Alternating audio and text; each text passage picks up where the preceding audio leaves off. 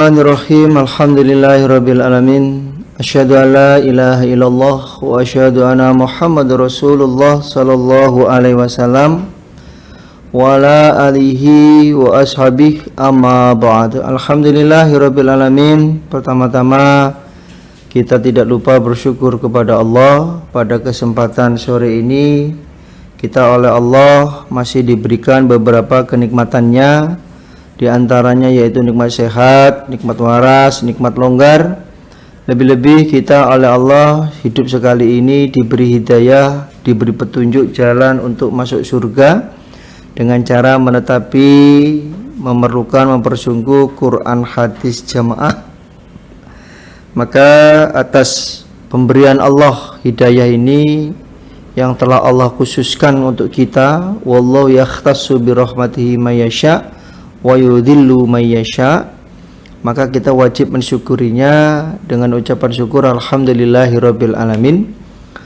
Dan kepada perantara agama yang memperjuangkan agama Allah, mulai dari malaikat Jibril diturunkan kepada Nabi Muhammad sallallahu alaihi wasallam, diteruskan oleh sahabat-sahabatnya, tabi'in tabi'in tabi'ahum, para alim ulama, mubaligh mubalighot, sehingga kita bisa mendapatkan hidayah, bisa menetapi Quran hadis yang berbentuk jamaah ini.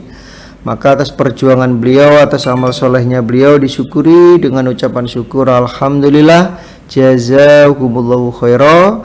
Dan ketiga kalinya juga tidak lupa bersyukur kepada bapak-bapak, ibu-ibu, saudara jamaah sekalian yang berada di mana saja, yang sudah ridho, sudah ikhlas di dalam mencari ilmu, di dalam melonggarkan waktu, di dalam kesibukannya untuk mencari ilmu, untuk mengkaji kitabu Sahih Bukhari ini. Maka atas amal solehnya, atas kehadirannya dari mana saja, disyukuri dengan ucapan syukur alhamdulillah, jazakumullahu khaira.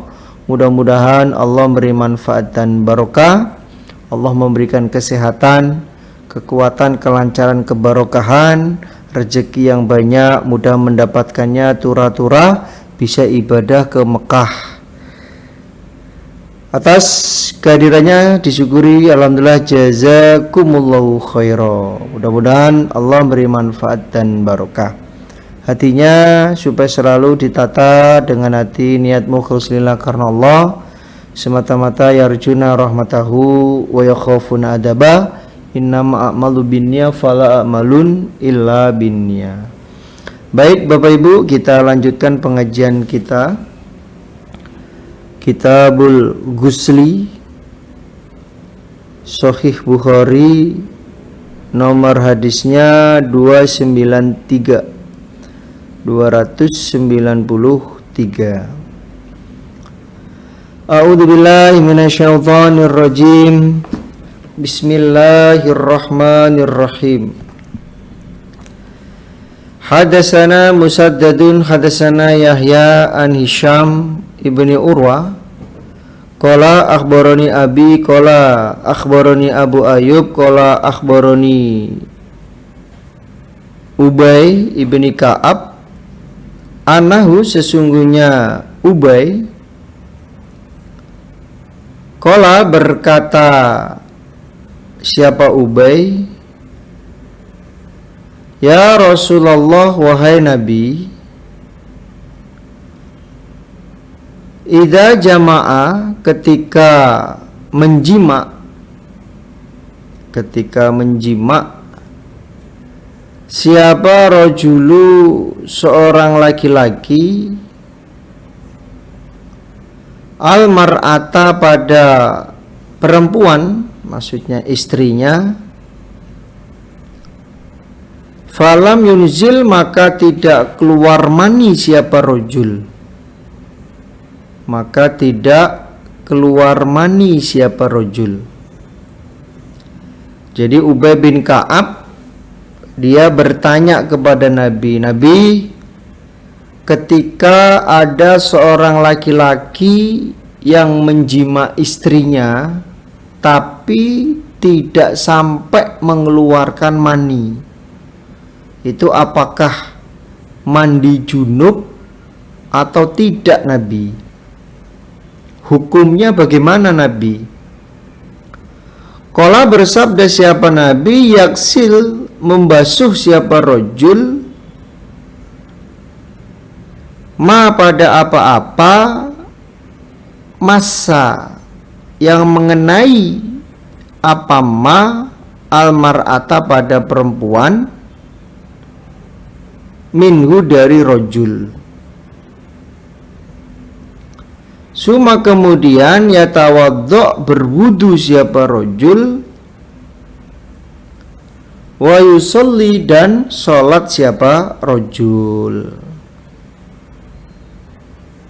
Lalu Nabi menjawab, ya rojul itu supaya membasuh, mensucikan terhadap sesuatu yang tertimpa dari istrinya, supaya dibasuh sesuatu itu yang terkena sesuatu dari istrinya.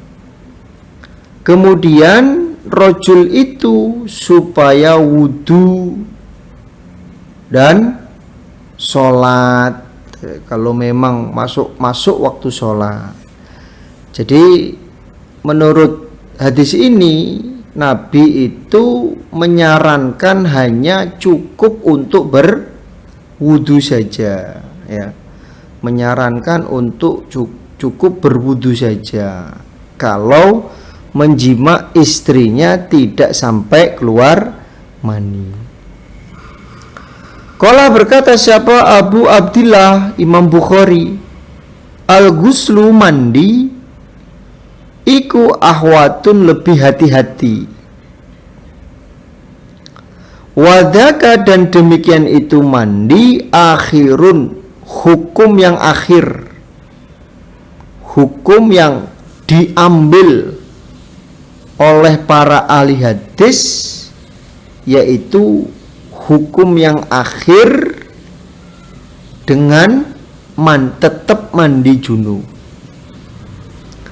Wa innama bayanna dan sesungguhnya menerangkan aku Bukhari likhtilafihim pada perselisihan mereka, likhtilafihim pada perselisihan mereka.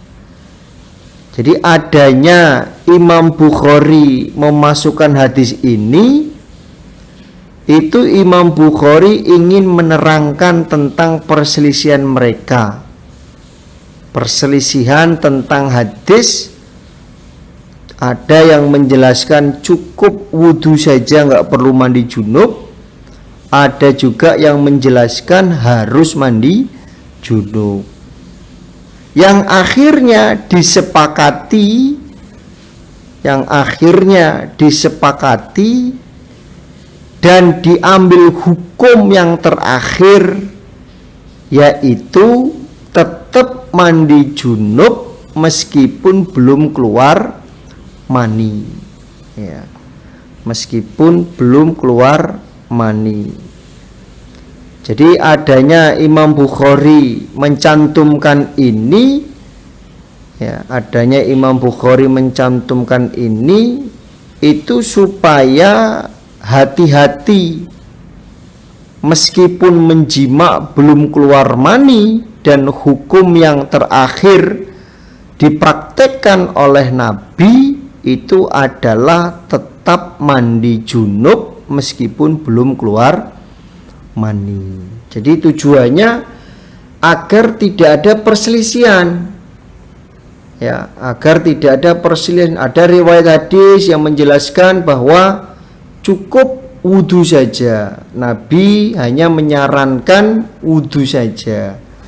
Ada juga riwayat hadis yang menjelaskan wajib mandi junub. Nah, ini akan menjadi perselisihan, menjadi perbimbangan, mana yang akan diambil hukum, wudu saja atau tetap mandi junub. Maka Imam Bukhari mencantumkan di akhir hadis ini tujuannya untuk apa? Yaitu menerangkan perselisihan itu, Ya, tujuannya untuk menerangkan perselisihan itu, dan yang diambil hukum terakhir yang dikerjakan oleh Nabi adalah hukumnya tetap mandi junub, ya.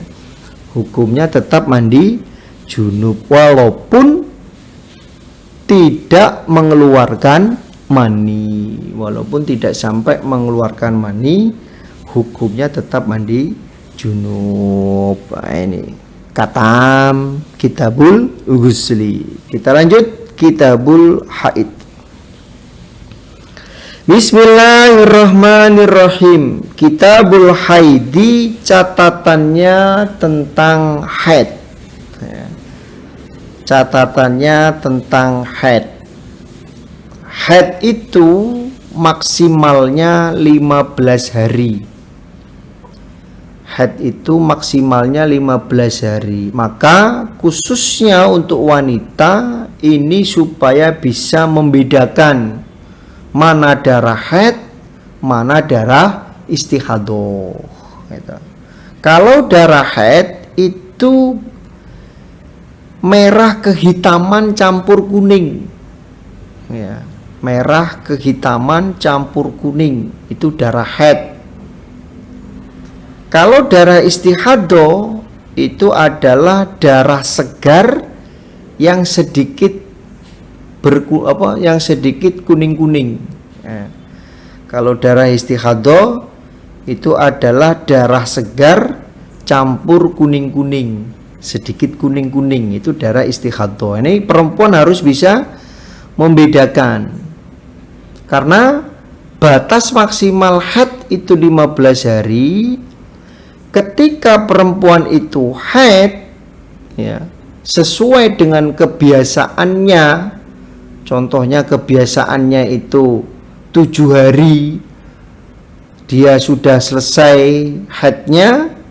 Lah ini ternyata setelah 7 hari kok masih keluar darah, ya, kok masih keluar darah deras, maka supaya dilihat darahnya apakah darah haid atau darah istihadah. Kalau itu ternyata darah haid, karena memang masa haidnya itu maksimalnya 15 hari, berarti dia masih haid, tidak boleh puasa, tidak boleh sholat. Tapi setelah dilihat ternyata darahnya itu yang keluar darah segar campur kekuning-kuningan, berarti dia sudah selesai haidnya, tapi itu adalah darah istihadah, wajib sholat, wajib puasa.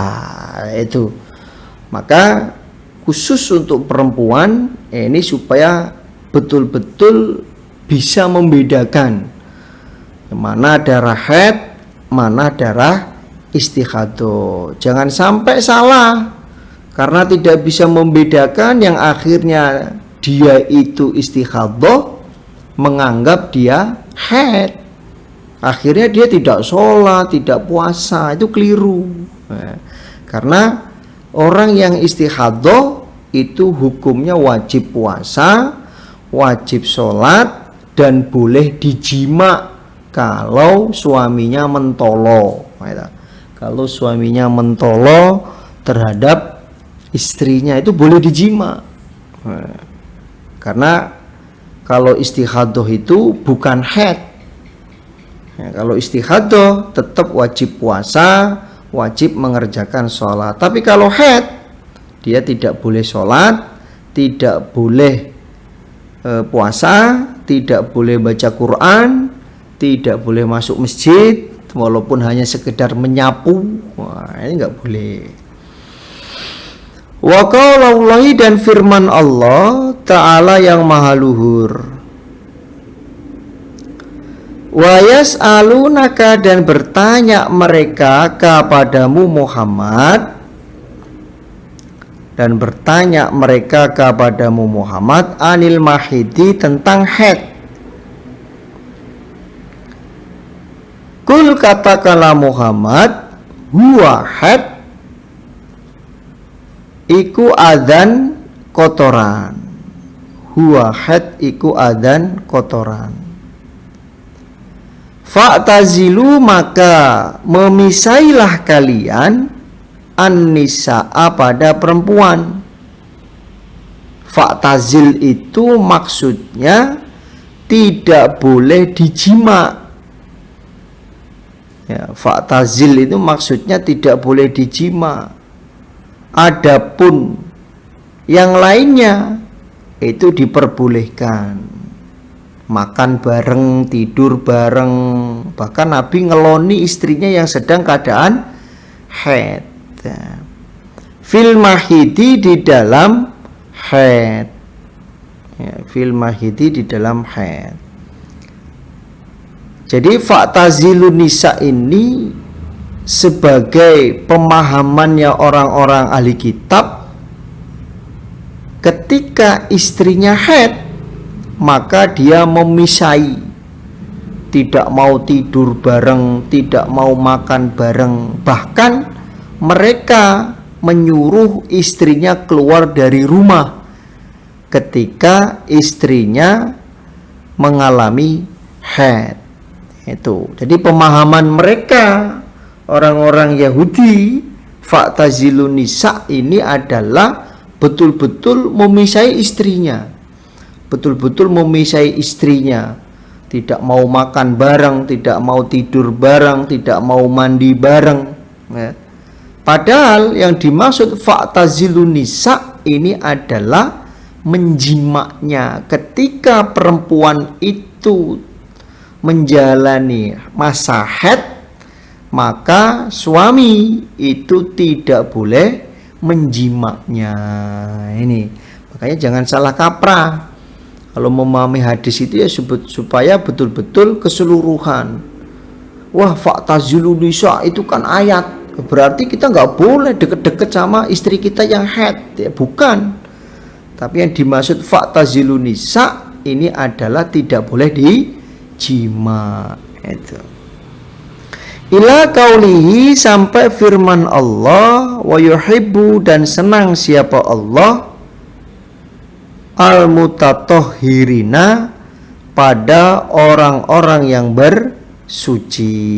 Sampai firmannya Allah bahwa Allah itu senang kepada orang-orang yang bersuci. Jadi maksudnya suci di sini adalah kalau sudah tidak mengeluarkan darah, ya, kalau sudah tidak mengeluarkan darah dan sudah mandi, itu baru boleh dijima. Ya, kalau sudah tidak mengeluarkan darah tapi keadaan istri belum mandi kok dijima, maka tetap terkena kafaroh nisfu dinarin. Ya. Walaupun istrinya itu sudah kering, tidak mengeluarkan darah haid lagi, tapi dia belum mandi junub, kok oleh suaminya dijima, maka kafarohnya adalah nisfu dinarin. 1 dinar sama dengan 8 gram emas. Berarti kalau separuh itu 4 gram emas. Tinggal ngalikan, emas sekarang tuh berapa? 1 gramnya 1 juta contohnya, 24 karat. Maka ya 1 juta kali 4 gram emas, yaitu 4 juta. Itu sebagai kafarohnya menjima istri dalam keadaan haid. Walaupun haidnya kering, dia belum mandi junub. Tapi kalau dia sudah kering nih, contoh istrinya sudah kering, kemudian dia sudah mandi junub, istrinya juga sudah sholat. Setelah sholat kemudian dijima oleh suaminya. Setelah dijima ternyata keluar darah haid, maka itu hukumnya haid dan tidak terkena kafaroh. Itu namanya sa'atan. Sa'atan min sa'atan ya. Jadi ada jeda waktu, ternyata haid lagi ya. Ternyata haid lagi. Maka di awal sudah disampaikan haid itu batas maksimalnya 15 hari. Kalau dia sudah ngerasa kering, sudah mandi junub, bahkan udah sholat, bahkan sudah dijima oleh suaminya, kemudian selang waktu ternyata keluar lagi darahnya dan diidentifikasi ternyata itu darah haid, ya maka dia haid, tidak boleh sholat, tidak boleh puasa. Ini jadi ada waktu sesaat, ya, waktu sesaat itu diperbolehkan. Dan itu tidak terkena kafaroh, ya, tidak terkena kafaroh nisfu dinarin. Itu babu bab kaifa, bagaimana karena ada badaul haidi, permulaannya haid. Bab yang menjelaskan bagaimana permulaannya haid itu. Haid itu muncul, itu awal mulanya bagaimana. Wa qaulu, dan bersabda siapa an-nabi sallallahu alaihi wasallam, hadza, adapun ini haid, iku syai'un, sesuatu, katabahu, yang menulis siapa Allah ala banati Adama, atas anak perempuannya Adam, atas anak perempuannya Adam, anak turun perempuannya Adam. Jadi Nabi bersabda, haid itu adalah sesuatu yang sudah ditetapkan oleh Allah untuk perempuan-perempuannya anak Adam. Berarti, ya, berarti sejak Allah ciptakan perempuan, sejak Allah menciptakan perempuan, itu sudah ada haid. Berarti sejak Allah menciptakan perempuan itu sudah ada haid. Ya, inilah awal mulanya haid itu terjadi. Wakana, dan ada, wakola, dan berkata siapa ba'duhum, sebagian mereka ahli hadis, sebagian mereka ahli hadis, karena ada awaluma, awalnya apa-apa, ursila, yang dilepas atau yang terjadi, opo haidun haid, ala Bani Israel, atas orang-orang Bani Israel. Jadi sebagian ahli hadis menyatakan bahwa pertamanya haid itu terjadi di kalangannya orang-orang Bani Israel. Kenapa Allah membuat perempuan-perempuan Bani Israel itu perempuan yang awal terkena haid?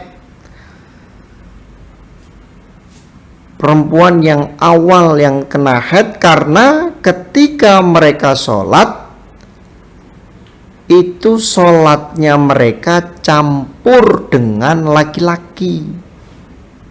Jadi ketika mereka sholat, sholatnya itu campur dengan laki-laki, maka Allah membuat haid pada perempuan Bani Israel agar mereka tidak campur, karena orang haid tidak boleh sholat.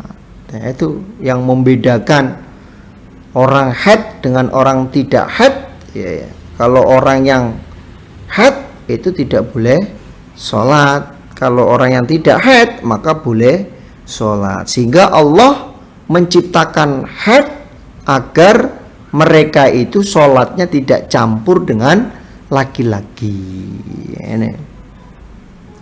Waqala, dan berkata siapa Abu Abdillah Imam Bukhari, wa hadisun Nabi, dan hadisnya Nabi Shallallahu Alaihi Wasallam, aksaru, lebih banyak atau lebih kuat. Imam Bukhari menyampaikan hadis Nabi, hadis yang disabdakan oleh Nabi itu lebih kuat dan lebih banyak daripada omongan-omongannya ahli hadis, gitu.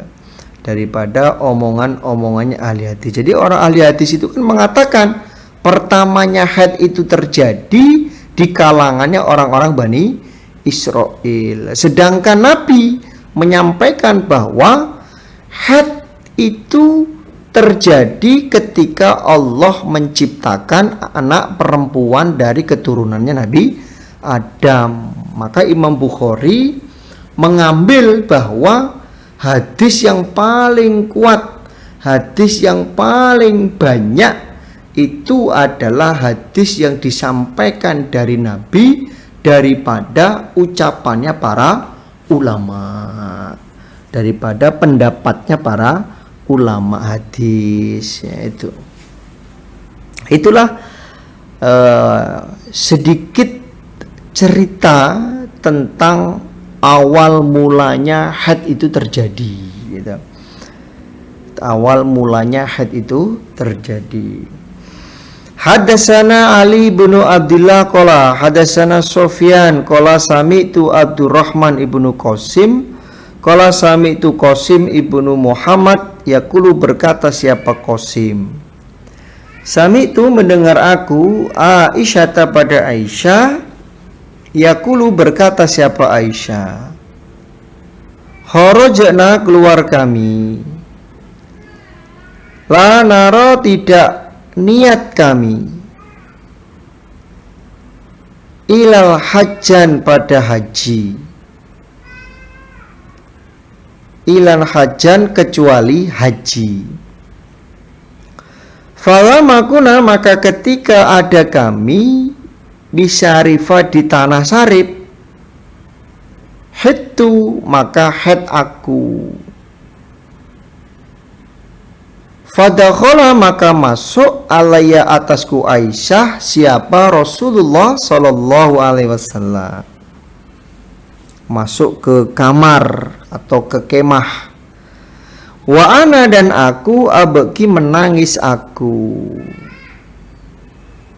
Jadi Aisyah menceritakan pada waktu itu kami keluar dari Madinah menuju Mekah kecuali untuk melaksanakan ibadah haji.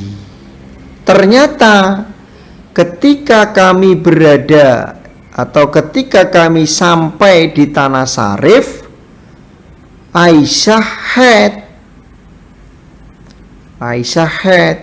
Ya. Lalu Nabi masuk ke kamarnya Aisyah. Nabi menjumpai Aisyah sedang menangis, ya. Ngembi-ngembi, ya. Qala bersabda siapa Nabi, ma apakah laki bagimu? Loh kok kamu nangis Aisyah? Kamu kenapa? Anufisti, adakah haid kamu? Nifas maksudnya di sini haid, makna keterangannya haid, ya. Anufisti, adakah haid kamu? Kok kamu nangis? Kenapa? Apakah kamu haid? Qultu berkata aku Aisyah, na'am ya Nabi, aku haid. Wah gimana ini, udah setengah perjalanan untuk haji ternyata haid Nabi. Qala bersabda siapa Nabi, inna hada sesungguhnya ini haid, iku amrun perkara, kata bahu yang menulis hu pada perkara siapa Allah ala banati Adama atas anak perempuannya Nabi Adam. Aisyah, udah kamu gak usah nangis, ya, kamu gak usah nangis. Ketahuilah sesungguhnya haid itu adalah perkara yang sudah ditentukan oleh Allah terhadap anak perempuannya keturunan Nabi Adam. Mas gak usah nangis, ya. Jadi nangisnya Aisyah itu karena menyesali kenapa kok haid. Ya, kenapa kok haid? Udah setengah perjalanan dari Madinah untuk ke Mekah, niatnya untuk haji, ternyata ketika di Tanah Sarif Aisyah terkena haid. Kenapa sih haid? Kalau begitu mending di Madinah saja, nggak usah pergi ke Mekah.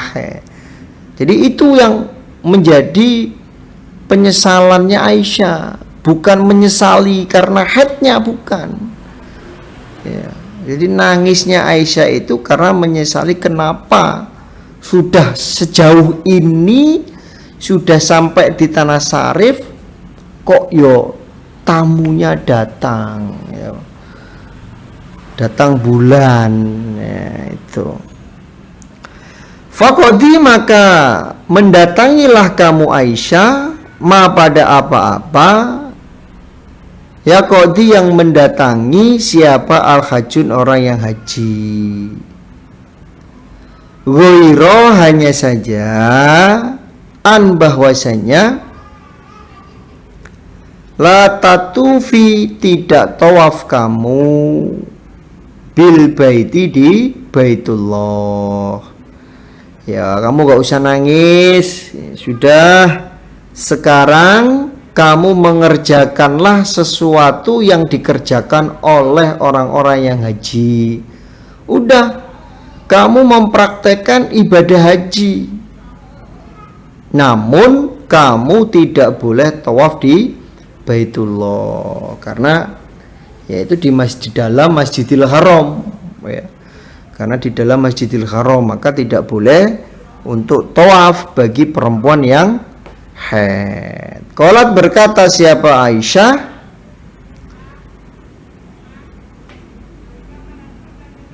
wadduha, dan menyembelih kurban siapa Rasulullah sallallahu alaihi wasallam, an-nisaihi, dari beberapa istrinya Nabi, bil baqarati, dengan 1 ekor sapi. Lalu Aisyah menyampaikan bahwa Nabi menyembelih hewan kurban diniati untuk istri-istrinya, yaitu dengan menyembelih 1 ekor sapi. Nah, ini jadi khusus untuk perempuan ketika mau melaksanakan umroh atau melaksanakan ibadah haji, ini oleh Bapak Imam diijtihadi, diperbolehkan untuk minum obat penunda haid, ya, sebelum berangkat ibadah haji. Ya, mungkin masih di pesawat. Biasanya orang itu tergantung pesawatnya turun di mana. Ketika berada di atas pesawat, ngambil mikot dan lain sebagainya. Nah, ini bisa sebelum itu minum obat penunda haid, itu diperbolehkan, ya, sehingga nanti ketika melaksanakan umroh, ketika melaksanakan ibadah haji, itu haidnya tertunda. Ya kan repot. Kalau seandainya datang ke Mekah nih, sudah pakai pakaian ihram, ya, sudah niat ihram, ternyata pesawat turun haid 7 hari. Sedangkan umrohnya itu, dari travelnya hanya 7 hari, ya cuman nggak jadi umroh malah. Maka keimaman memperbolehkan, ya, keimaman memperbolehkan bagi perempuan yang melaksanakan ibadah haji atau umroh untuk minum obat penunda haid. Alhamdulillah, jazakumullahu khairan. Mudah-mudahan Allah beri manfaat dan barokah. Insya Allah itu yang bisa saya sampaikan dari awal sampai akhir. Ada kata yang kurang pas, saya mohon maaf sebesar-besarnya. Akhir kalam, wassalamualaikum warahmatullahi wabarakatuh.